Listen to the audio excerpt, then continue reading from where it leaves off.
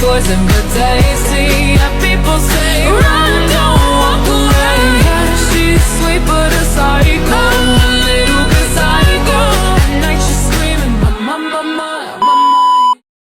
Assalamualaikum warahmatullahi wabarakatuh. Perkenalkan, nama saya Hesti Monita dari Fakultas Ekonomi Bisnis Islam, Prodi Manajemen Zakat Wakaf dengan NIM 2423160009, mata kuliah Fikih Zakat. Dalam video kali ini saya akan membahas riqab atau disebut memerdekakan budak belian. Pengertian riqab mengutip buku Fikih Ibadah oleh Mas'ud Ansori. Secara bahasa, riqab berasal dari raqabah yang berarti leher.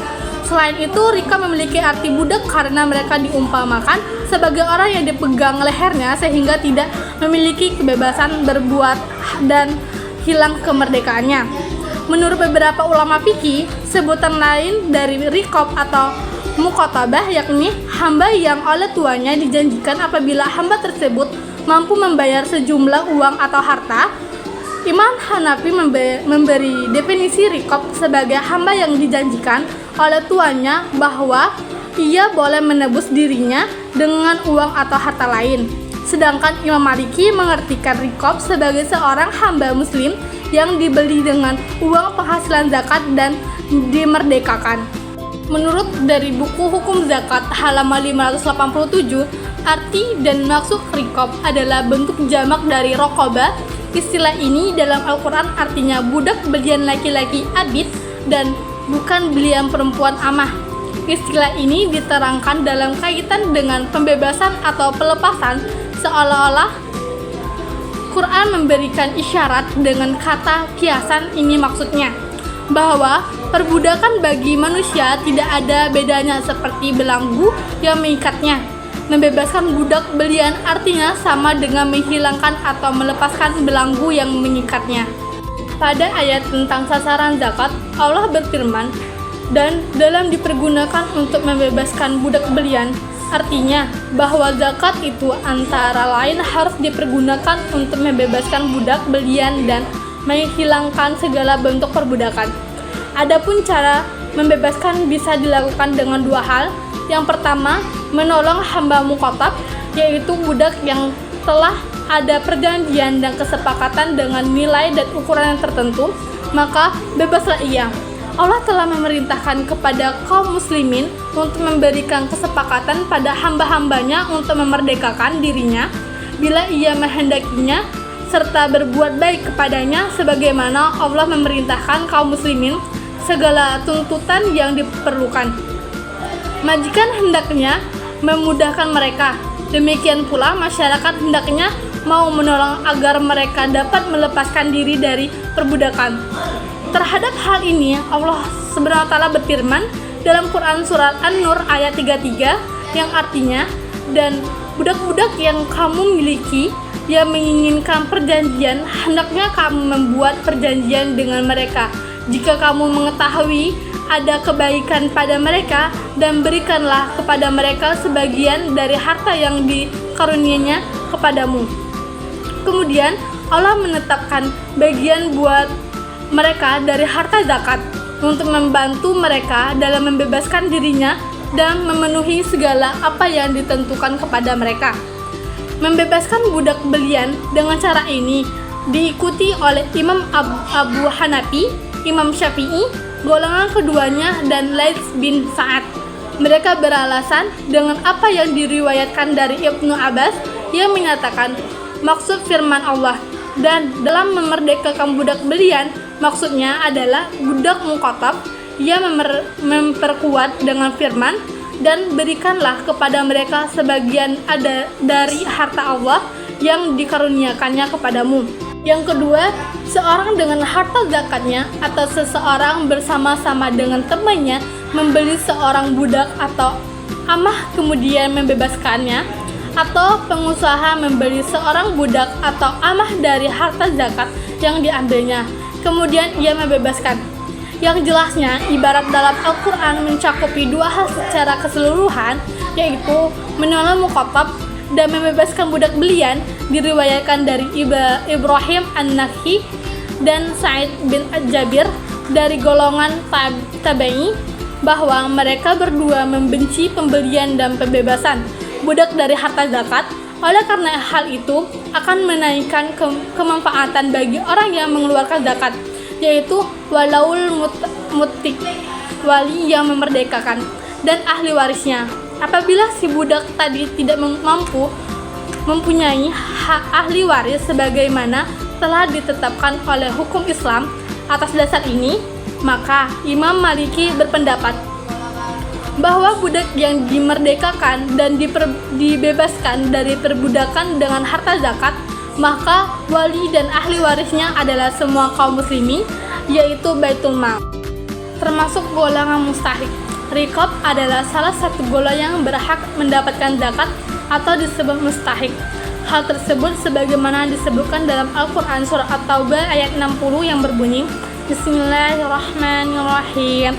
Innama sadaqatu lil fuqara'i wal masakini wal 'amilina 'alaiha wal muwallafati qulubuhum wa fir riqabi wal gharimina wa fi sabilillahi wa banis sabil faridatan minallah wallahu 'alimun hakim.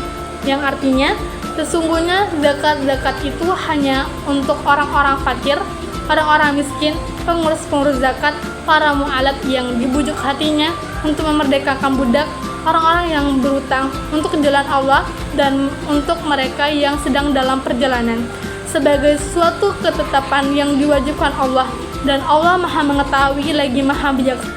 Terdahulunya Islam dalam memerdekakan sistem perbudakan.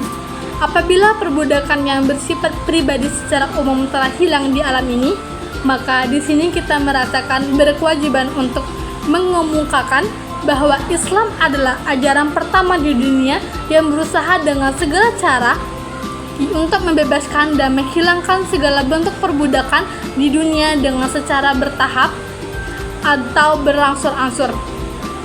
Islam menutup segala pintu yang memungkinkan adanya perbudakan di alam ini, memperbudakkan manusia dengan jalan menyelenyapkan kebebasan orang-orang yang merdeka, dewasa maupun anak-anak. Islam melarang secara mutlak seorang menjual dirinya, anaknya maupun istrinya. Islam tidak pernah mensyariatkan terhadap orang yang beruntung memperbudak dirinya untuk membayar utangnya apabila ia tidak sanggup membayar utangnya itu. Tidak pula orang yang melakukan jarimah memperbudak dirinya dengan sebab jarimah itu, sebagaimana hal itu terjadi adanya syariat terdahulu. Tidak pula memperbudak tawanan dengan zalim karena perang berkecamuk di antara suku-suku tertentu, sementara karena hasad dan permusuhan.